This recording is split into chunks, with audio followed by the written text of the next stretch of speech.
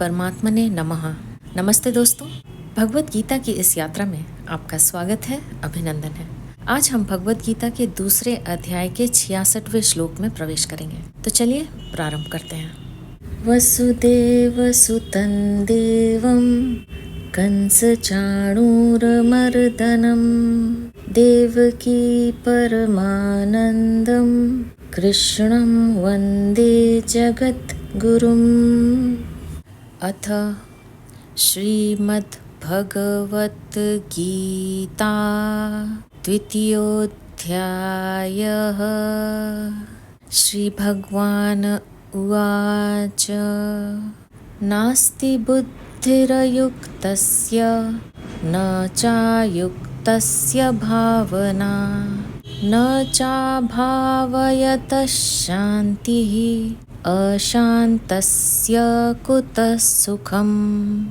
जिसके मन इंद्रियां संयमित नहीं हैं, ऐसे मनुष्य की व्यवसायात्मिका बुद्धि नहीं होती, और व्यवसायात्मिका बुद्धि न होने से उस आयुक्त मनुष्य में निष्काम भाव अथवा कर्तव्य परायणता का भाव नहीं होता। निष्काम भाव न होने से उसको शांति नहीं मिलती। फिर शांति रहित मनुष्य को सुख कैसे मिल सकता है? यहाँ कर्म योग का विषय है। कर्म योग में मन और इंद्रियों का संयम करना मुख्य होता है। विवेक पूर्वक संयम किए बिना कामना नष्ट नहीं होती। कामना के नष्ट हुए बिना बुद्धि की स्थिरता नहीं होती। अतः कर्म योगी साधक को पहले मन और इंद्रियों का संयम करना चाहिए। परंतु जिसका मन और इंद्रियां संयमित नहीं है, उसकी बात इस श्लोक में कहते हैं। नास्ति बुद्धिरयुक्तस्य, यानी जिसका मन और इंद्रियां संयमित नहीं है, ऐसे अयुक्त असंयमी मनुष्य की मुझे केवल परमात्म प्राप्ति ही करनी है, ऐसी एक निश्चय वाली बुद्धि नहीं होती। कारण कि मन और इंद्रियां संयमित न होने से वह उत्पत्ति विनाशशील सांसारिक भोगों और संग्रह में ही लगा रहता है। वह कभी मान चाहता है, कभी सुख आराम चाहता है, कभी धन चाहता है, कभी भोग चाहता है। इस प्रकार उसके भीतर अनेक तरह की कामनाएं होती रहती हैं। इसलिए उसकी बुद्धि एक निश्चय वाली नहीं होती। न चायुक्तस्य भावना, यानी जिसकी बुद्धि व्यवसायात्मिका नहीं होती, उसकी मुझे तो केवल अपने कर्तव्य का पालन करना है और फल की इच्छा, कामना, आसक्ति आदि त्याग करना है, ऐसी भावना नहीं होती। ऐसी भावना न होने में कारण है अपना ध्येय स्थिर न होना। न चाभावयतः शांति, जो अपने कर्तव्य के परायण नहीं रहता, उसको शांति नहीं मिल सकती। जैसे साधु, शिक्षक, ब्राह्मण, क्षत्रिय, वैश्य, शूद्र आदि यदि अपने अपने कर्तव्य में तत्पर नहीं रहते तो उनको शांति नहीं मिलती। कारण कि अपने कर्तव्य के पालन में दृढ़ता न रहने से ही अशांति पैदा होती है। अशांतस्य कुतः सुखम, जो अशांत है वह सुखी कैसे हो सकता है? कारण कि उसके हृदय में हरदम हलचल होती रहती है। बाहर से उसको कितने ही अनुकूल भोग आदि मिल जाएं, तो भी उसके हृदय की हलचल नहीं मिट सकती, अर्थात वह सुखी नहीं हो सकता। अयुक्त मनुष्य की बुद्धि एक निश्चय वाली क्यों नहीं होती? इसका कारण भगवान आगे के श्लोक में बताते हैं। इंद्रियाणाम हि चरताम यन्मनोनुविधीयते तदस्य हरति प्रज्ञाम वायुर्नावमिवाम्भसि।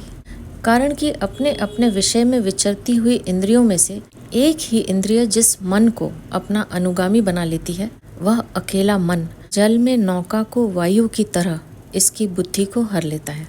मनुष्य को यह जन्म केवल परमात्म प्राप्ति के लिए ही मिला है। अतः मुझे तो केवल परमात्म प्राप्ति ही करनी है, चाहे जो हो जाए।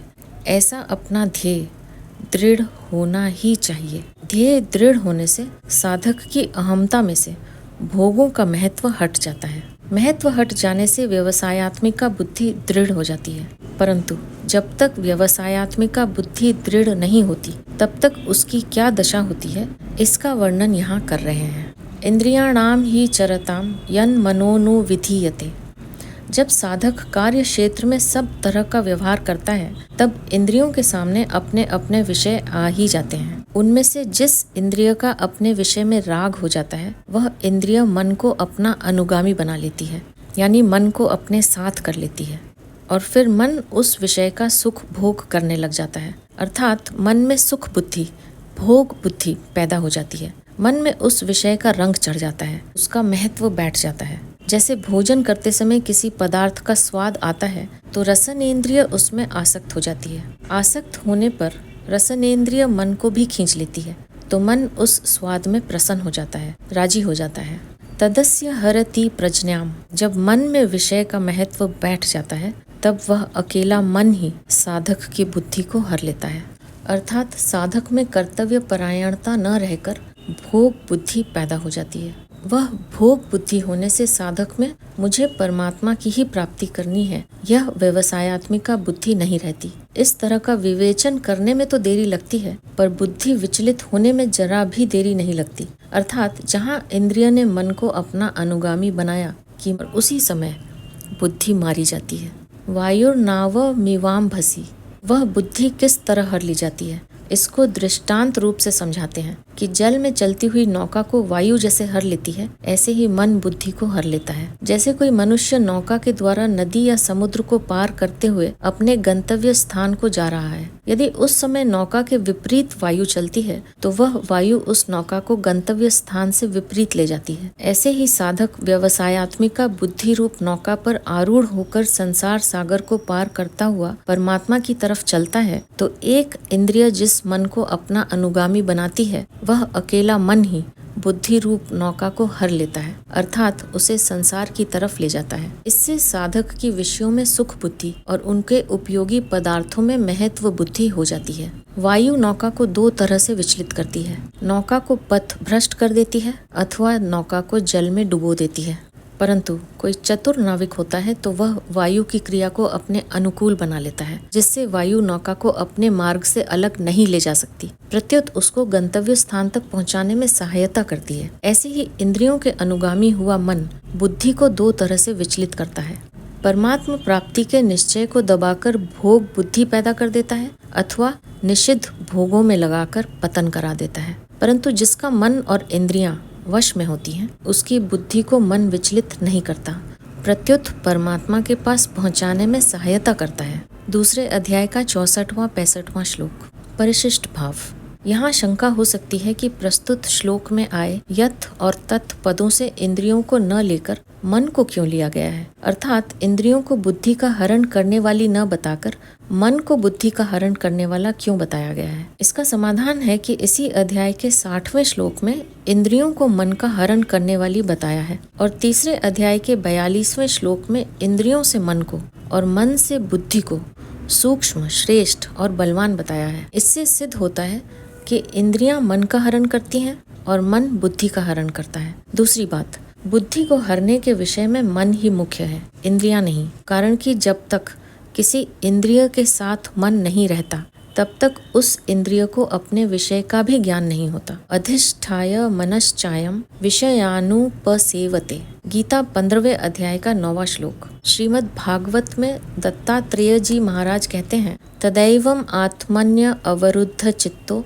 न वेद किंचित बहिरंतरम वा यथेशुकारो नृपतिम व्रजंतमिषौ गतात्मा न ददर्श पार्श्वे।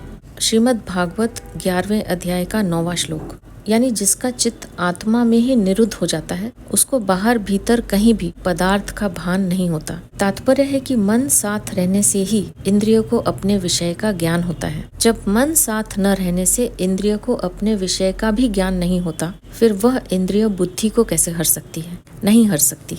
अयुक्त मनुष्य के निश्चयात्मिका बुद्धि क्यों नहीं होती, इसका हेतु तो बता दिया। अब जो युक्त होता है उसकी स्थिति का वर्णन करने के लिए भगवान आगे का श्लोक कहते हैं, तस्माद्यस्य महाबाहो निगृहीतानि सर्वशः इन्द्रियाणीन्द्रियार्थेभ्यः तस्य प्रज्ञा प्रतिष्ठिता। इसलिए हे महाबाहो, जिस मनुष्य की इंद्रियों के विषय से सर्वथा वश में की हुई है, उसकी बुद्धि स्थिर है। तस्माद्यस्य महाबाहो निगृहीतानि सर्वशः इंद्रियाणीन्द्रियार्थेभ्यः तस्य प्रज्ञा प्रतिष्ठिता। 60वें श्लोक से मन और इंद्रियों को वश में करने का जो विषय चला आ रहा है, उसका उपसंहार करते हुए तस्मात् पद से कहते हैं कि जिसके मन और इंद्रियों में संसार का आकर्षण नहीं रहा है, उसकी बुद्धि प्रतिष्ठित है। यहाँ सर्वशः पद देने का तात्पर्य है कि संसार के साथ व्यवहार करते हुए अथवा एकांत में चिंतन करते हुए किसी भी अवस्था में उसकी इंद्रियां भोगों में, विषयों में प्रवृत्त नहीं होती। व्यवहार काल में कितने ही विषय उसके संपर्क में क्यों न आ जाएं, पर वे विषय उसको विचलित नहीं कर सकते। उसका मन भी इंद्रियों के साथ मिलकर उसकी बुद्धि को विचलित नहीं कर सकता। जैसे पहाड़ को कोई डिगा नहीं सकता, ऐसे ही उसकी बुद्धि में इतनी दृढ़ता आ जाती है कि उसको मन किसी भी अवस्था में डिगा ही नहीं सकता, कारण कि उसके मन में विषयों का महत्व नहीं रहा। निगृहीतानि का तात्पर्य है कि इंद्रियां विषयों से पूरी तरह से वश में की हुई हैं, अर्थात विषयों में उसका लेश मात्र भी राग, आसक्ति, खिंचाव नहीं रहा है। जैसे सांप के दांत निकाल दिए जाएं तो फिर उसमें जहर नहीं रहता, वह किसी को काट भी लेता है तो उसका कोई असर नहीं होता। ऐसे ही इंद्रियों को राग द्वेष से रहित कर देना ही मानो उनके जहरीले दांत निकाल देना है। फिर उन इंद्रियों में यह ताकत नहीं रहती कि वे साधक को पतन के मार्ग में ले जाएं। इस श्लोक का तात्पर्य यह है कि साधक को दृढ़ता से यह निश्चय कर लेना चाहिए कि मेरा लक्ष्य परमात्मा की प्राप्ति करना है, भोग भोगना और संग्रह करना मेरा लक्ष्य नहीं है। अगर ऐसी सावधानी साधक में निरंतर बनी रहती है तो उसकी बुद्धि स्थिर हो जाती है। जिसकी इंद्रियां सर्वथा वश में है, उसमें और साधारण मनुष्यों में क्या अंतर है, भगवान इसे आगे के श्लोक में बताते हैं। या निशा सर्वभूतानां तस्यां जागर्ति संयमी यस्यां जागृति भूतानि सा निशा पश्यतो मुनेः। संपूर्ण प्राणियों की जो रात है, यानी परमात्मा से जो विमुखता है, उसमें संयमी मनुष्य जागता है, और जिसमें सब प्राणी जागते हैं यानी भोग और संग्रह में लगे रहते हैं, वह तत्व को जानने वाले मुनि की दृष्टि में रात है। या निशा सर्वभूतानाम यानी जिनकी इंद्रियां और मन वश में नहीं है, जो भोगों में ही आसक्त हैं, वे सब परमात्म तत्व की तरफ से सोए हुए हैं। परमात्मा क्या है, तत्व ज्ञान क्या है, हम दुख क्यों पा रहे हैं, संताप जलन क्यों हो रही है, हम जो कुछ कर रहे हैं उसका परिणाम क्या होगा, इस तरफ बिल्कुल न देखना ही उनकी रात है। उनके लिए बिल्कुल अंधेरा है। यहाँ भूतानाम कहने का तात्पर्य है कि जैसे पशु पक्षी आदि दिन भर खाने पीने में ही लगे रहते हैं, ऐसे ही जो मनुष्य रात दिन खाने पीने में, सुख आराम में, भोग और संग्रह में, धन कमाने में ही लगे हुए हैं, उन मनुष्यों की गणना भी पशु पक्षी आदि में ही है। कारण कि परमात्म तत्व से विमुख रहने में पशु पक्षी आदि में और मनुष्यों में कोई अंतर नहीं है। दोनों ही परमात्म तत्व की तरफ से सोए हुए हैं। हाँ, अगर कोई अंतर है तो वह इतना ही है कि पशु पक्षी आदि में विवेक शक्ति इतनी जागृत नहीं है, इसलिए वे खाने पीने आदि में ही लगे रहते हैं, और मनुष्यों में भगवान की कृपा से वह विवेक शक्ति जागृत है, जिससे वह अपना कल्याण कर सकता है, प्राणी मात्र की सेवा कर सकता है, परमात्मा की प्राप्ति कर सकता है। परंतु उस विवेक शक्ति का दुरुपयोग करके मनुष्य पदार्थों का संग्रह करने में एवं उनका भोग करने में लग जाते हैं, जिससे वे संसार के लिए पशुओं से भी अधिक दुखदायी हो जाते हैं। कारण कि पशु पक्षी तो बेचारे जितने से पेट भर जाए उतना ही खाते हैं, संग्रह नहीं करते, परंतु मनुष्य को कहीं भी जो कुछ पदार्थ आदि मिल जाता है वह उसके काम में आए चाहे न आए, उसका तो वह संग्रह कर ही लेता है और दूसरों के काम में आने में बाधा डाल देता है। तस्यान जागृति संयमी, मनुष्यों की जो रात है अर्थात परमात्मा की तरफ से, अपने कल्याण की तरफ से जो विमुखता है, उसमें संयमी मनुष्य जागता है। जिसने इंद्रियों और मन को वश में किया है, जो भोग और संग्रह में आसक्त नहीं है, जिसका ध्येय केवल परमात्मा है, वह संयमी मनुष्य है। परमात्म तत्व को, अपने स्वरूप को और संसार को यथार्थ रूप से जानना ही उसका रात में जागना है। यस्यान जागृति भूतानि, जो भोग और संग्रह में बड़े सावधान रहते हैं, एक एक पैसे का हिसाब रखते हैं, जमीन के एक एक इंच का ख्याल रखते हैं, जितने रुपए अधिकार में आ जाएं वे चाहे न्यायपूर्वक हो अथवा अन्यायपूर्वक हो, उसमें वे बड़े खुश हो जाते हैं कि इतनी पूंजी तो हमने ले ही ली है, इतना लाभ तो हमें हो ही गया है। इस तरह वे सांसारिक क्षण भंगुर भोगों को बटोरने में और आदर सत्कार, मान बढ़ाई आदि प्राप्त करने में ही लगे रहते हैं, उनमें बड़े सावधान रहते हैं। यही उन लोगों का जागना है। सा निशा पश्यतो मुनेः। जिन सांसारिक पदार्थों का भोग और संग्रह करने में मनुष्य अपने को बड़ा बुद्धिमान चतुर मानते हैं और उसी में राजी होते हैं, संसार और परमात्म तत्व को जानने वाले मननशील संयमी मनुष्य की दृष्टि में वह सब रात के समान है, बिल्कुल अंधेरा है। जैसे बच्चे जब खेलते हैं तो वे कंकड़ पत्थर कांच के लाल पीले टुकड़ों को लेकर आपस में लड़ते हैं। अगर वह मिल जाता है तो राजी होते हैं कि मैंने बहुत बड़ा लाभ उठा लिया, और अगर वह नहीं मिलता तो दुखी हो जाते हैं कि मेरी बड़ी भारी हानि हो गई। परंतु जिसके मन में कंकड़ पत्थर आदि का महत्व नहीं है, ऐसा समझदार व्यक्ति समझता है कि इन कंकड़ पत्थरों के मिलने से क्या लाभ हुआ और न मिलने से क्या हानि हुई।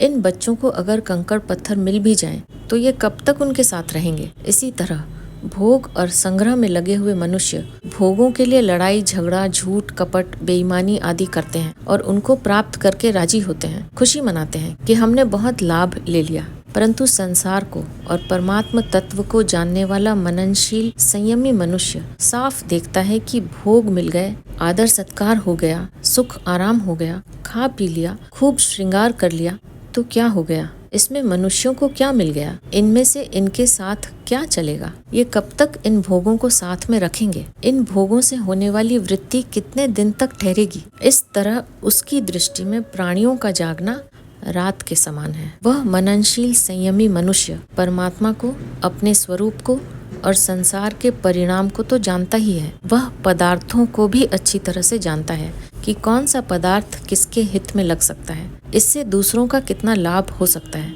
वह पदार्थों का भी अपनी अपनी जगह ठीक तरह से सदुपयोग करता है, उनको दूसरों की सेवा में लगाता है। जैसे नेत्रों में दोष होने पर जब हम आकाश को देखते हैं तब उसमें जाले से दिखते हैं, और आंखें मीच लेने पर भी मोर पंख की तरह वे जाले दिखते हैं, परंतु उनके दिखने पर भी हमारी बुद्धि में यह अटल निश्चय रहता है कि आकाश में जाले नहीं है। ऐसे ही इंद्रियों और अंतःकरण के द्वारा संसार दिखने पर भी मननशील संयमी मनुष्य की बुद्धि में यह अटल निश्चय रहता है कि वास्तव में संसार नहीं है, केवल प्रतीति मात्र है।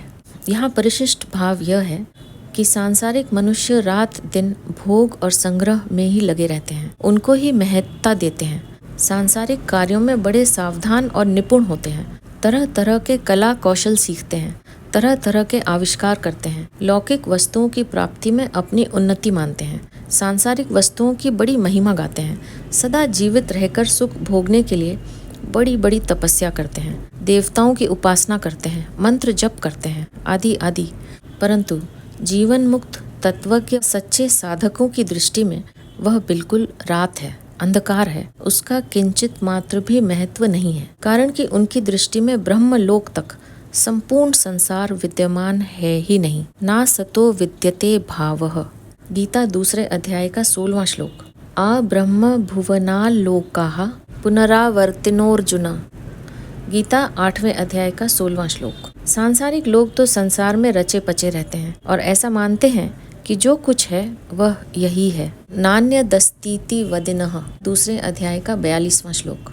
कामोपभोगा परमा एतावदिति निश्चिताः। गीता 16वें अध्याय का 11वां श्लोक। पारमार्थिक विषय में उनकी बुद्धि जाती ही नहीं, परंतु पारमार्थिक साधक पारमार्थिक विषय के साथ साथ संसार को भी जानते हैं, इसलिए उनके लिए पश्यतः पद दिया है। संसारी लोग तो केवल रात को ही देखते हैं, दिन को देखते ही नहीं, पर योगी दिन को भी देखता है और रात को भी। यह दोनों में फर्क है। उदाहरणार्थ, बालक ने केवल बालकपना ही देखा है, जवानी नहीं देखी, पर वृद्ध पुरुष ने वृद्धावस्था के साथ बालकपना भी देखा है और जवानी भी देखी है। रुपए रखने वाला व्यक्ति रुपयों के त्याग को नहीं जानता, पर रुपयों का त्याग करने वाला रुपयों के संग्रह को भी जानता है और त्याग को भी जानता है। यह सिद्धांत है कि संसार में लगा हुआ मनुष्य संसार को नहीं जान सकता, संसार से अलग होकर ही वह संसार को जान सकता है, क्योंकि वास्तव में वह संसार से अलग है। इसी तरह परमात्मा के साथ एक होकर ही मनुष्य परमात्मा को जान सकता है, क्योंकि वास्तव में वह परमात्मा के साथ एक है। जो है में स्थित है वह है और नहीं दोनों को जानता है, पर जो नहीं में स्थित है वह नहीं को भी यथार्थ रूप से अर्थात नहीं रूप से नहीं जान सकता। फिर वह है को कैसे जानेगा? नहीं जान सकता। उसमें जानने की सामर्थ्य ही नहीं है को जानने वाले का तो नहीं को मानने वाले के साथ विरोध नहीं होता, पर नहीं को मानने वाले का है को जानने वाले के साथ विरोध होता है। मननशील संयमी मनुष्य को संसार रात की तरह दिखता है। इस पर यह प्रश्न उठता है कि क्या वह सांसारिक पदार्थों के संपर्क में आता ही नहीं? अगर नहीं आता तो उसका जीवन निर्वाह कैसे होता है, और अगर आता है तो उसकी स्थिति कैसे रहती है? इन बातों का विवेचन करने के लिए भगवान आगे का श्लोक कहते हैं। आपूर्यमाणम् अचलम् प्रतिष्ठम् समुद्रमापः प्रविशन्ति यद्वत् तद्वत् कामायं प्रविशन्ति सर्वे स शान्तिमाप्नोति न कामकामी। जैसे संपूर्ण नदियों का जल चारों ओर से जल द्वारा परिपूर्ण समुद्र में आकर मिलता है, पर समुद्र अपनी मर्यादा में अचल स्थित रहता है, ऐसे ही संपूर्ण भोग पदार्थ जिस संयमी मनुष्य को विकार उत्पन्न किए बिना ही प्राप्त होते हैं, वही मनुष्य परम शांति को प्राप्त होता है, भोगों की कामना वाला नहीं। आपूर्यमानम् अचलम् प्रतिष्ठम् समुद्रमापः प्रविशन्ति तद्वत्। वर्षा काल में नदियों और नदी का जल बहुत बढ़ जाता है। कई नदियों में बाढ़ आ जाती है, परंतु जब वह जल चारों ओर से जल द्वारा परिपूर्ण समुद्र में आकर मिलता है, तब समुद्र बढ़ता नहीं, अपनी मर्यादा में ही रहता है। परंतु जब गर्मी के दिनों में नदियों और नदों का जल बहुत कम हो जाता है, तब समुद्र घटता नहीं। तात्पर्य है कि नदी नदों का जल ज्यादा आने से अथवा कम आने से या न आने से तथा बड़वानल यानी जल में पैदा होने वाली अग्नि और सूर्य के द्वारा जल का शोषण होने से समुद्र में कोई फर्क नहीं पड़ता। वह बढ़ता घटता नहीं है। उसको नदी नदों के जल की अपेक्षा नहीं रहती। वह तो सदा सर्वदा ज्यों का त्यों ही परिपूर्ण रहता है और अपनी मर्यादा का कभी त्याग नहीं करता। तद्वत् कामायम प्रविशन्ति सर्वे स शांति माप्नोति। ऐसे ही संसार के संपूर्ण भोग उस परमात्म तत्व को जानने वाले संयमी मनुष्य को प्राप्त होते हैं, उसके सामने आते हैं, पर वे उसके कहे जाने वाले शरीर और अंतःकरण में सुख दुख रूप विकार पैदा नहीं कर सकते।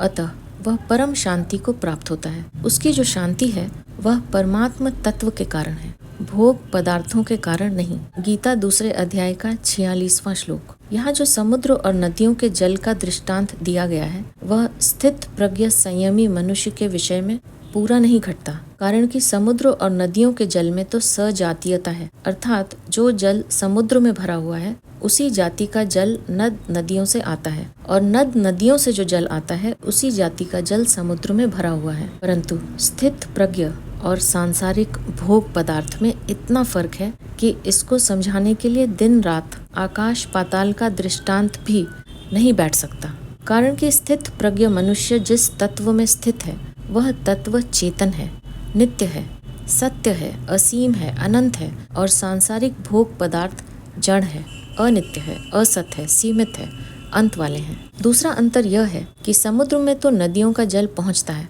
पर स्थित प्रज्ञ जिस तत्व में स्थित है वहाँ ये सांसारिक भोग पदार्थ पहुँचते ही नहीं, प्रत्युत केवल उसके कहे जाने वाले शरीर अंतःकरण तक ही पहुँचते हैं। अतः समुद्र का दृष्टांत केवल उसके कहे जाने वाले शरीर और अंतःकरण की स्थिति को बताने के लिए ही दिया गया है।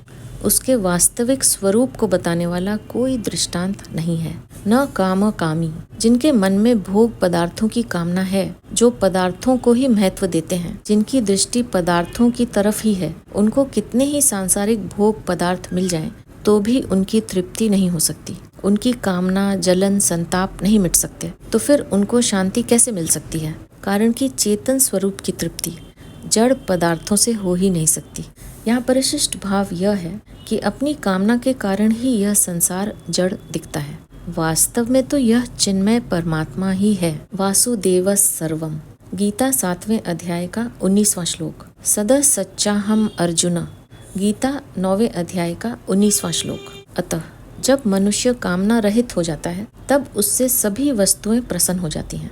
वस्तुओं के प्रसन्न होने की पहचान यह है कि उस निष्काम महापुरुष के पास आवश्यक वस्तुएं अपने आप आने लगती हैं। उसके पास आकर सफल होने के लिए वस्तुएं लालायित रहती हैं, परंतु कामना न रहने के कारण वस्तुओं के प्राप्त होने पर अथवा न होने पर भी उसके भीतर कोई विकार, हर्ष आदि उत्पन्न नहीं होता। उसकी दृष्टि में वस्तुओं का कोई मूल्य, महत्व है ही नहीं। इसके विपरीत कामना वाले मनुष्यों को वस्तुएं प्राप्त हों अथवा न हो, उसके भीतर सदा अशांति बनी रहती है। विहाय कामान्यः सर्वान् पुमांश्च चरति निःस्पृहः निर्ममो निरहंकारः स शांतिम् अधिगच्छति। जो मनुष्य संपूर्ण कामनाओं का त्याग करके स्पृहा रहित, ममता रहित और अहमता रहित होकर आचरण करता है, वह शांति को प्राप्त होता है। विहाय कामान्यः सर्वान् पुमांश्च चरति निःस्पृहः। अप्राप्त वस्तु की इच्छा का नाम कामना है। स्थित प्रज्ञ मनुष्य संपूर्ण कामनाओं का त्याग कर देता है। कामनाओं का त्याग कर देने पर भी शरीर के निर्वाह मात्र के लिए देश, काल, वस्तु, व्यक्ति, पदार्थ आदि की जो आवश्यकता दिखती है, अर्थात जीवन निर्वाह के लिए प्राप्त और अप्राप्त वस्तु आदि की जो जरूरत दिखती है, उसका नाम स्पृहा है। स्थित प्रज्ञ मनुष्य इस स्पृहा का भी त्याग कर देता है, कारण कि जिसके लिए शरीर मिला था और जिसकी आवश्यकता थी, उस तत्व की प्राप्ति हो गई, वह आवश्यकता पूरी हो गई। अब शरीर रहे चाहे न रहे, शरीर निर्वाह हो चाहे न हो, इस तरफ वह बेपरवाह रहता है। यही उसका निःस्पृह होना है। निःस्पृह होने का अर्थ यह नहीं है कि वह निर्वाह की वस्तुओं का सेवन करता ही नहीं, वह निर्वाह की वस्तुओं का सेवन भी करता है, पथ्य कुपथ्य का ध्यान भी रखता है। अर्थात पहले साधना अवस्था में शरीर आदि के साथ जैसा व्यवहार करता था, वैसा ही व्यवहार अब भी करता है, परंतु शरीर बना रहे तो अच्छा है, जीवन निर्वाह की वस्तुएं मिलती रहें तो अच्छा है, ऐसी उसके भीतर कोई परवाह नहीं होती। इसी अध्याय के 55वें श्लोक में प्रजहाति यदा कामान सर्वान पदों से कामना त्याग की जो बात कही थी, वही बात यहाँ विहाय कामान्यः सर्वान पदों से कही है। इसका तात्पर्य है कि कर्म योग में संपूर्ण कामनाओं का त्याग किए बिना कोई स्थित प्रज्ञ नहीं हो सकता, क्योंकि कामनाओं के कारण ही संसार के साथ संबंध जुड़ा हुआ है। कामनाओं का सर्वथा त्याग करने पर संसार के साथ संबंध रह ही नहीं सकता। निर्ममः स्थित प्रज्ञ महापुरुष ममता का सर्वथा त्याग कर देता है। मनुष्य जिन वस्तुओं को अपनी मानता है, वे वास्तव में अपनी नहीं है, प्रत्युत संसार से मिली हुई हैं। मिली हुई वस्तु को अपना मानना भूल है। यह भूल मिट जाने पर स्थित प्रज्ञ वस्तु, व्यक्ति, पदार्थ, शरीर, इंद्रियां आदि में ममता रहित हो जाता है। निरहंकारः यह शरीर मैं हूँ, इस तरह शरीर से तादात्म्य मानना अहंकार है। स्थित प्रज्ञ में यह अहंकार नहीं रहता। शरीर, इंद्रियां, मन, बुद्धि आदि सभी किसी प्रकाश में दिखते हैं और जो मैंपन है उसका भी किसी प्रकाश में भान होता है। अतः प्रकाश की दृष्टि से शरीर, इंद्रियां, मन, बुद्धि, अहमता यानी मैंपन, ये सभी दृश्य हैं। दृष्टा दृश्य से अलग होता है, यह नियम है। ऐसा अनुभव हो जाने से स्थित प्रज्ञ निरहंकार हो जाता है। स शांतिम् अधिगच्छति स्थित प्रज्ञ शांति को प्राप्त होता है। कामना, स्पृहा, ममता और अहमता रहित होने पर शांति आकर प्राप्त होती है, ऐसी बात नहीं है। प्रत्युत शांति तो मनुष्य मात्र में स्वतः सिद्ध है। केवल उत्पन्न एवं नष्ट होने वाली वस्तुओं से सुख भोगने की कामना करने से, उनसे ममता का संबंध रखने से ही अशांति होती है। जब संसार की कामना, स्पृहा, ममता और अहमता सर्वथा छूट जाती है, तब स्वतः सिद्ध शांति का अनुभव हो जाता है। इस श्लोक में कामना, स्पृहा, ममता और अहमता, इन चारों में अहमता ही मुख्य है, कारण कि एक अहमता के निषेध से सबका निषेध हो जाता है। अर्थात यदि मैंपन ही नहीं रहेगा तो फिर मेरापन कैसे रहेगा, और कामना भी कौन करेगा और किस लिए करेगा। जब निरहंकारः कहने मात्र से कामना आदि का त्याग उसके अंतर्गत आ जाता था, तो फिर कामना आदि के त्याग का वर्णन क्यों किया। इसका उत्तर यह है कि कामना, स्पृहा, ममता और अहमता, इन चारों में कामना स्थूल है। कामना से सूक्ष्म स्पृहा, स्पृहा से सूक्ष्म ममता और ममता से सूक्ष्म अहमता है। अतः साधक पहले कामना, स्पृहा और ममता का त्याग कर दे तो अहमता का त्याग करना उसके लिए सुगम हो जाएगा। शास्त्रीय दृष्टि से पहले कामना का त्याग, फिर स्पृहा, ममता और अहंकार का त्याग बताया जाता है, परंतु साधक की दृष्टि से पहले ममता का त्याग, फिर कामना स्पृहा और अहंकार का त्याग करना ही ठीक है। ममता प्राप्त वस्तु की और कामना अप्राप्त वस्तु की होती है। सबसे पहले ममता का त्याग करना सुगम पड़ता है।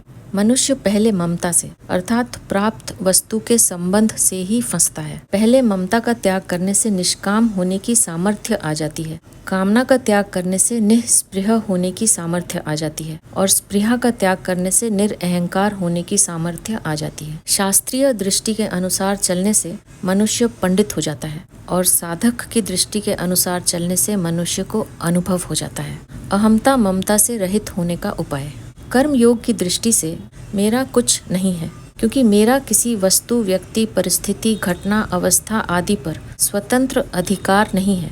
जब मेरा कुछ नहीं है तो मुझे कुछ नहीं चाहिए, क्योंकि अगर शरीर मेरा है तो मुझे अन्न, जल, वस्त्र आदि की आवश्यकता है। पर जब शरीर मेरा है ही नहीं तो मुझे किसी की कुछ आवश्यकता नहीं है। जब मेरा कुछ नहीं और मुझे कुछ नहीं चाहिए तो फिर मैं क्या रहा, क्योंकि मैं तो किसी वस्तु, शरीर, स्थिति आदि को पकड़ने से ही होता है। मेरे कहलाने वाले शरीर आदि का मात्र संसार के साथ सर्वथा अभिन्न संबंध है। इसलिए अपने कहलाने वाले शरीर आदि से जो कुछ करना है वह सब केवल संसार के हित के लिए ही करना है, क्योंकि मुझे कुछ चाहिए ही नहीं। ऐसा भाव होने पर मैं का एक देशीयपना आप से आप मिट जाता है और कर्म योगी अहमता ममता से रहित हो जाता है। सांख्य योग की दृष्टि से प्राणी मात्र को मैं हूँ इस प्रकार अपने स्वरूप की स्वतः सिद्ध सत्ता, होनापन का ज्ञान रहता है।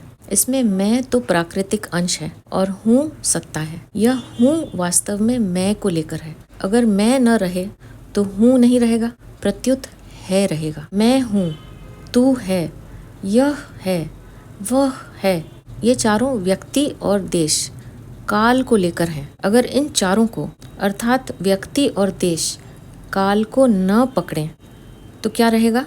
केवल है रहेगा। केवल है ही रहेगा। है में ही स्थिति रहेगी। है में स्थिति होने से सांख्य योगी अहमता ममता से रहित हो जाता है। भक्ति योग की दृष्टि से जिसको मैं और मेरा कहते हैं वह सब प्रभु का है, कारण कि मेरी कहलाने वाली वस्तु पर मेरा किंचित मात्र भी अधिकार नहीं है, परंतु प्रभु का उस पर पूरा अधिकार है। वे जिस तरह वस्तु को रखते हैं, जैसा रखना चाहते हैं वैसा ही रखते हैं। अतः यह सब प्रभु का ही है। इसको प्रभु की सेवा में ही लगाना है। मेरे पास जो शरीर, इंद्रियां, मन, बुद्धि हैं, यह भी उन्हीं की हैं और मैं भी उन्हीं का हूँ और मैं भी उन्हीं की हूँ। ऐसा भाव होने पर भक्ति योगी अहमता ममता से रहित हो जाता है। परिशिष्ट भाव यह है कि पहले सोमृत तत्वाय कल्पते, दूसरे अध्याय का 15वां श्लोक कहकर ज्ञान योग की सिद्धि, पूर्णता बताई थी और अब स शांतिमधि गच्छति कहकर कर्म योग की सिद्धि बताते हैं। तात्पर्य है कि चिन्मयता स्वरूप में स्थिति होने से अमृत की प्राप्ति होती है और जड़ता अहमता के त्याग से शांति की प्राप्ति होती है। अहमता अपने स्वरूप में मानी हुई है, वास्तव में है नहीं। अगर यह वास्तव में होती तो हम कभी निरअहंकार नहीं हो सकते थे और भगवान भी निरअहंकार होने की बात नहीं कहते, परंतु भगवान निरअहंकार कहते हैं। निरअहंकारः, अतः हम अहंकार रहित हो सकते हैं। हमारा अनुभव भी है कि वास्तव में स्वरूप अहंकार रहित है। सुषुप्ति के समय अहम के अभाव का और स्वयं यानी अपनी सत्ता के भाव का अनुभव सबको होता है, जिसका स्पष्ट बोध जगने पर होता है। सुषुप्ति में अहम अविद्या में लीन हो जाता है पर स्वयं रहता है। इसलिए सुषुप्ति से जगने पर उसकी स्मृति से हम कहते हैं कि मैं ऐसे सुख से सोया कि मुझे कुछ पता नहीं था। इस स्मृति से सिद्ध होता है कि सुख का अनुभव करने वाला और कुछ पता नहीं था, यह कहने वाला तो था ही नहीं, तो सुख का अनुभव किसको हुआ और कुछ पता नहीं था, यह बात किसने जानी। अतः कुछ पता नहीं था, यह अहम का अभाव है और इसका ज्ञान जिसको है वह अहम रहित स्वरूप है। जैसे किसी की घड़ी कुएं में गिर गई, उसको निकालने के लिए एक आदमी कुएं में उतरा और जल के भीतर जाकर उस घड़ी को ढूंढने लगा। ढूंढते ढूंढते वह घड़ी उसके हाथ लग गई तो उसको बड़ी प्रसन्नता हुई, परंतु उस समय वह कुछ बोल नहीं सका, क्योंकि वाणी यानी अग्नि और जल का आपस में विरोध है। अतः जल से बाहर आने पर ही वह बोल सका कि घड़ी मिल गई। ऐसे ही सुषुप्ति में अहम के लीन होने पर मनुष्य सुख का अनुभव तो करता है, पर उसको व्यक्त नहीं कर सकता, क्योंकि बोलने का साधन नहीं रहा। सुषुप्ति से जगने पर ही उसको सुषुप्ति के सुख की स्मृति होती है। स्मृति अनुभव जन्य होती है। अनुभव जन्यम ज्ञानम स्मृति ही। इस प्रकार सुषुप्ति में अहम के अभाव का अनुभव तो सबको होता है, पर अपने अभाव का अनुभव किसी को भी नहीं होता। अहंकार हमारे बिना नहीं रह सकता, पर हम स्वयं अहंकार के बिना रह सकते हैं और रहते ही हैं। हमारा स्वरूप चिन्मय सत्ता मात्र है। इस नित्य सत्ता को किसी की अपेक्षा नहीं है, पर सत्ता की अपेक्षा सबको है। अगर हम अहम से अलग न होते, अहंकार रूप ही होते, तो सुषुप्ति में अहंकार के लीन होने पर हम भी नहीं रहते।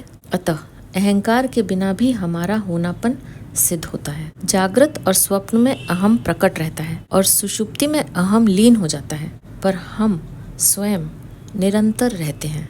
जो प्रकट और लीन नहीं होता, वही हमारा स्वरूप है। कामना का त्याग होने पर भी शरीर निर्वाह मात्र के लिए कुछ न कुछ वस्तु, व्यक्ति, पदार्थ आदि की आवश्यकता रह जाती है, जिसको स्पृहा कहते हैं। स्थित प्रज्ञ मनुष्य में शरीर निर्वाह मात्र की आवश्यकता का तो कहना ही क्या, शरीर की भी आवश्यकता नहीं रहती, कारण कि शरीर की आवश्यकता ही मनुष्य को पराधीन बनाती है। आवश्यकता तभी पैदा होती है जब मनुष्य उस वस्तु को स्वीकार कर लेता है जो अपनी नहीं है। कर्मयोगी किसी भी वस्तु को अपनी और अपने लिए नहीं मानता, प्रत्युत संसार की और संसार के लिए ही मानता है। इसलिए उसको किसी भी वस्तु की आवश्यकता नहीं रहती। कामना और स्पृहा दोनों का त्याग करने का तात्पर्य है कि वस्तुओं की कामना भी न हो और निर्वाह मात्र की कामना, शरीर की आवश्यकता भी न हो, कारण कि निर्वाह मात्र की कामना भी सुख भोग ही है। इतना ही नहीं, शांति, मुक्ति, तत्व ज्ञान आदि को प्राप्त करने की इच्छा भी कामना है। अतः निष्काम भाव में मुक्ति तक की कामना भी नहीं होनी चाहिए। इस श्लोक में अपरा प्रकृति का निषेध है। जीव ने अहंकार के कारण अपरा प्रकृति यानी जगत को धारण किया है। यह येदम धार्यते जगत, गीता 7वें अध्याय का 5वां श्लोक। अतः निरअहंकार होने पर अपरा प्रकृति का निषेध, संबंध विच्छेद हो जाता है और जीव जन्म मरण बंधन से मुक्त हो जाता है। सबका त्याग होने पर भी अहंकार शेष रह जाता है, पर अहंकार का त्याग होने पर सबका त्याग हो जाता है। कामना, स्पृहा, ममता और अहमता से रहित होने पर उसकी क्या स्थिति होती है, इसका वर्णन भगवान आगे के श्लोक में करते हुए इस विषय का उपसंहार करते हैं। एषा ब्राह्मी स्थितिः पार्थ नैनां प्राप्य विमुह्यति, स्थित्वा स्यामन्तकालेऽपि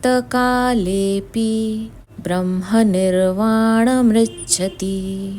हे पृथानंदन, यह ब्राह्मी स्थिति है। इसको प्राप्त होकर कभी कोई मोहित नहीं होता। इस स्थिति में यदि अंत काल में भी स्थित हो जाए तो निर्वाण, शांत ब्रह्म की प्राप्ति हो जाती है।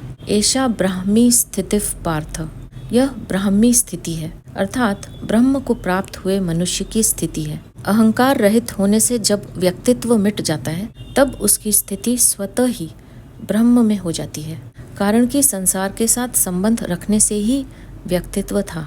उस संबंध को सर्वथा छोड़ देने से योगी की अपनी कोई व्यक्तिगत स्थिति नहीं रहती। अत्यंत नजदीक का वाचक होने से यहाँ ऐसा पद पूर्व श्लोक में आए विहय कामान, निःस्पृहः, निर्ममः और निरहंकारः पद का लक्ष्य करता है। भगवान के मुख से तेरी बुद्धि जब मोह, कलिल और श्रुतिवी प्रतिपत्ति से तर जाएगी, तब तो योग को प्राप्त हो जाएगा। ऐसा सुनकर अर्जुन के मन में यह जिज्ञासा हुई कि यह स्थिति क्या होगी। इस पर अर्जुन ने स्थित प्रज्ञ के विषय में 4 प्रश्न किए।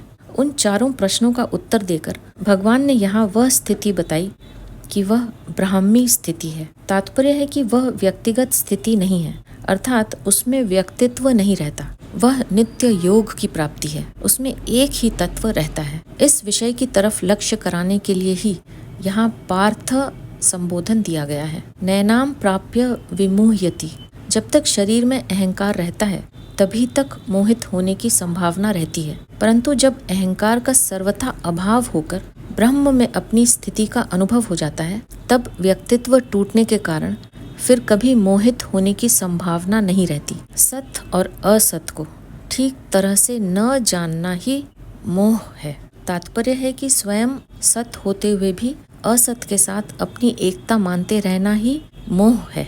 जब साधक असत को ठीक तरह से जान लेता है तब असत से उसका संबंध विच्छेद हो जाता है और सत में अपनी वास्तविक स्थिति का अनुभव हो जाता है। इस स्थिति का अनुभव होने पर फिर कभी मोह नहीं होता। गीता चौथे अध्याय का 35वां श्लोक, स्थित वास्यामंत कालेपि ब्रह्म निर्वाणम मृच्छति। यह मनुष्य शरीर केवल परमात्मा प्राप्ति के लिए ही मिला है। इसलिए भगवान यह मौका देते हैं कि साधारण से साधारण और पापी से पापी व्यक्ति ही क्यों न हो, अगर वह अंत काल में भी अपनी स्थिति परमात्मा में कर ले, अर्थात जड़ता से अपना संबंध विच्छेद कर ले, तो उसे भी निर्वाण शांत ब्रह्म की प्राप्ति हो जाएगी। वह जन्म मरण से मुक्त हो जाएगा। ऐसी ही बात भगवान ने 7वें अध्याय के 30वें श्लोक में कही है कि अधिभूत, अधिदैव और अधियज्ञ एक भगवान ही है। ऐसा प्रयाण काल में भी मुझे जो जान लेते हैं वे मुझको यथार्थ रूप से जान लेते हैं, अर्थात मुझको प्राप्त हो जाते हैं। 8वें अध्याय के 5वें श्लोक में कहा है कि अंत काल में मेरा स्मरण करता हुआ कोई प्राण छोड़ता है तो वह मुझको प्राप्त होता है, इसमें संदेह नहीं है। दूसरी बात, उपर्युक्त पदों से भगवान उस ब्राह्मी स्थिति की महिमा का वर्णन करते हैं कि इसमें यदि अंत काल में भी कोई स्थित हो जाए तो वह शांत ब्रह्म को प्राप्त हो जाता है। जैसे सम बुद्धि के विषय में भगवान ने कहा था कि इसका थोड़ा सा भी अनुष्ठान महान भय से रक्षा कर लेता है। दूसरे अध्याय का 40वां श्लोक। ऐसे ही यहाँ कहते हैं कि अंत काल में भी ब्राह्मी स्थिति हो जाए, जड़ता से संबंध विच्छेद हो जाए तो निर्वाण ब्राह्मी की प्राप्ति हो जाती है। इस स्थिति का अनुभव होने में जड़ता का राग ही बाधक है। यह राग अंत काल में भी कोई छोड़ देता है तो उसको अपनी स्वतः सिद्ध वास्तविक स्थिति का अनुभव हो जाता है। यहाँ एक शंका हो सकती है कि जो अनुभव उम्र भर में नहीं हुआ वह अंत काल में कैसे होगा, अर्थात स्वस्थ अवस्था में तो साधक की बुद्धि स्वस्थ होगी, विचार शक्ति होगी, सावधानी होगी, तो वह ब्राह्मी स्थिति का अनुभव कर लेगा। परंतु अंत काल में प्राण छूटते समय बुद्धि विकल हो जाती है, सावधानी नहीं रहती। ऐसी अवस्था में ब्राह्मी स्थिति का अनुभव कैसे होगा? इसका समाधान यह है कि मृत्यु के समय में जब प्राण छूटते हैं तब शरीर आदि से स्वतः ही संबंध विच्छेद हो जाता है। यदि उस समय उस स्वतः सिद्ध तत्व की तरफ लक्ष्य हो जाए तो उसका अनुभव सुगमता से हो जाता है, कारण कि निर्विकल्प अवस्था की प्राप्ति में तो बुद्धि, विवेक आदि की आवश्यकता है, पर अवस्थातीत तत्व की प्राप्ति में केवल लक्ष्य की आवश्यकता है। वह लक्ष्य चाहे पहले के अभ्यास से हो जाए, चाहे किसी शुभ संस्कार से हो जाए, चाहे भगवान या संत की अहेतु कृपा से हो जाए, लक्ष्य होने पर उसकी प्राप्ति स्वतः सिद्ध है। यहाँ अपि पद का तात्पर्य है कि अंत काल से पहले अर्थात जीवित अवस्था में यह स्थिति प्राप्त कर ले तो वह जीवन मुक्त हो जाता है, परंतु अगर अंत काल में भी यह स्थिति हो जाए अर्थात निर्मम निरअहंकार हो जाए तो वह भी मुक्त हो जाता है। इसका तात्पर्य यह है कि यह स्थिति तत्काल हो जाती है। स्थिति के लिए अभ्यास करने, ध्यान करने, समाधि लगाने की किंचित मात्र भी आवश्यकता नहीं है। भगवान ने यहाँ कर्म योग के प्रकरण में ब्रह्म निर्वाणम पद दिया है। इसका तात्पर्य है कि जैसे सांख्य योगी को निर्वाण ब्रह्म की प्राप्ति होती है, गीता 5वें अध्याय के 24वें से 26वें श्लोक तक, ऐसे ही कर्म योगी को भी निर्वाण ब्रह्म की प्राप्ति होती है। इसी बात को 5वें अध्याय के 5वें श्लोक में कहा है कि सांख्य योगी द्वारा जो स्थान प्राप्त किया जाता है वही स्थान कर्म योगी द्वारा भी प्राप्त किया जाता है। यहाँ विशेष बात यह है कि जड़ और चेतन ये दो पदार्थ हैं। प्राणी मात्र का स्वरूप चेतन है, पर उसने जड़ का संग किया हुआ है। जड़ की तरफ आकर्षण होना पतन की तरफ जाना है और चिन्मय तत्व की तरफ आकर्षण होना उत्थान की तरफ जाना है, अपना कल्याण करना है। जड़ की तरफ जाने में मोह की मुख्यता होती है और परमात्म तत्व की तरफ जाने में विवेक की मुख्यता होती है। समझने की दृष्टि से मोह और विवेक के दो विभाग कर सकते हैं। अहमता ममता युक्त मोह एवं कामना युक्त मोह, सत असत का विवेक एवं कर्तव्य अकर्तव्य का विवेक। प्राप्त वस्तु यानी शरीर में अहमता ममता करना, यह अहमता ममता युक्त मोह है, और अप्राप्त वस्तु, घटना, परिस्थिति आदि की कामना करना, यह कामना युक्त मोह है। शरीरी यानी शरीर में रहने वाला अलग है और शरीर अलग है। शरीरी सत है और शरीर असत है। शरीरी चेतन है और शरीर जड़ है। इसको ठीक तरह से अलग अलग जानना सत असत का विवेक है।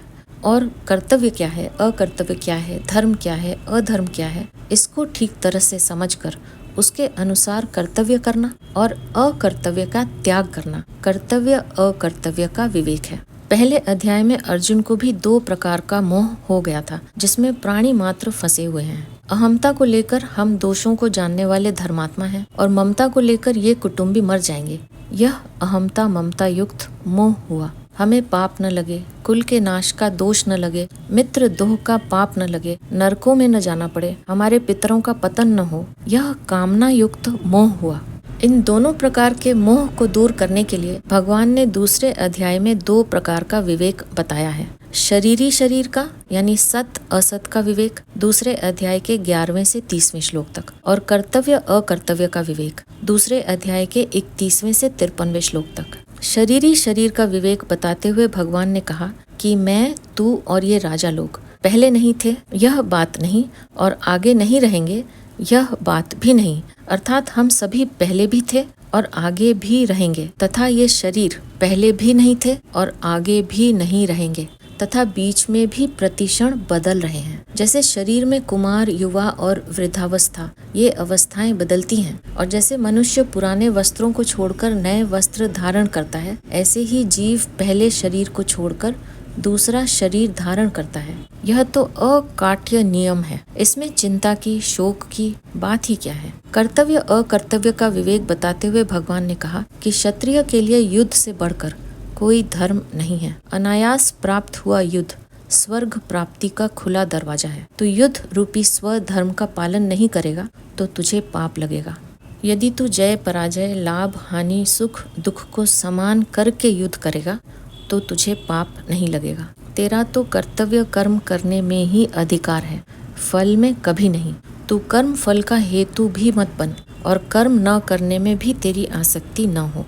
इसलिए तू कर्मों की सिद्धि असिद्धि में सम होकर और समता में स्थित होकर कर्मों को कर, क्योंकि समता ही योग है। जो मनुष्य सम बुद्धि से युक्त होकर कर्म करता है, वह जीवित अवस्था में ही पुण्य पाप से रहित हो जाता है। जब तेरी बुद्धि मोह रूपी दलदल को और श्रुतिवी प्रतिपत्ति को पार कर जाएगी, तब तो योग को प्राप्त हो जाएगा। यहाँ परिशिष्ट भाव यह है कि निर्मम और निरअहंकार होने से साधक का असत विभाग से संबंध विच्छेद हो जाता है और सत विभाग में अर्थात ब्रह्म में अपनी स्वतः स्वाभाविक स्थिति का अनुभव हो जाता है, जिसको ब्राह्मी स्थिति कहते हैं। इस ब्राह्मी स्थिति को प्राप्त होने पर शरीर का कोई मालिक नहीं रहता, अर्थात शरीर को मैं, मेरा कहने वाला कोई नहीं रहता, व्यक्तित्व मिट जाता है। तात्पर्य यह हुआ कि हमारी स्थिति अहंकार के आश्रित नहीं है। अहंकार के मिटने पर भी हमारी स्थिति रहती है, जो ब्राह्मी स्थिति कहलाती है। एक बार इस ब्राह्मी स्थिति नित्य योग का अनुभव होने पर फिर कभी मोह नहीं होता। गीता चौथे अध्याय का 35वां श्लोक। अगर अंत काल में भी मनुष्य निर्मम निरअहंकार होकर ब्राह्मी स्थिति का अनुभव कर ले, तो उसको तत्काल निर्वाण ब्रह्म की प्राप्ति हो जाती है। निर्मम निरअहंकार होने से ब्रह्म की प्राप्ति यानी तत्व ज्ञान हो जाता है। फिर मनुष्य ममता रहित, कामना रहित और कर्तृत्व रहित हो जाता है। कारण कि जीव ने अहम के कारण ही जगत को धारण किया है। अहंकार विमूढ़ात्मा कर्ता हम इति मन्यते।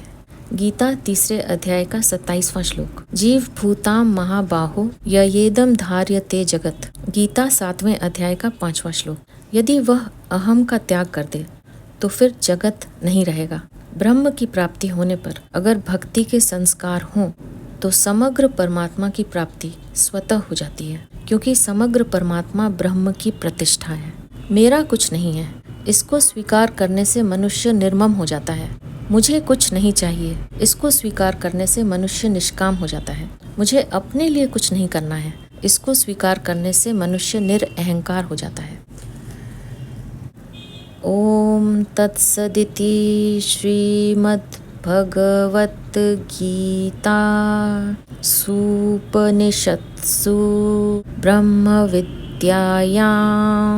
योगशास्त्रे श्रीकृष्णार्जुन संवादे सांख्ययोगो नाम द्वितीयोऽध्यायः।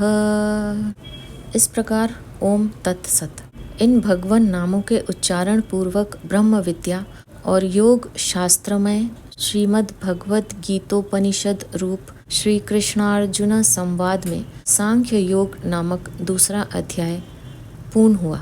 कर्म योग, सांख्य योग, भक्ति योग आदि सभी साधनों में विवेक की बड़ी आवश्यकता है। सांख्य योग में इस विवेक की मुख्यता है और सांख्य योग से ही भगवान ने अपना उपदेश आरंभ किया है। अतः इस अध्याय का नाम सांख्य योग रखा गया है।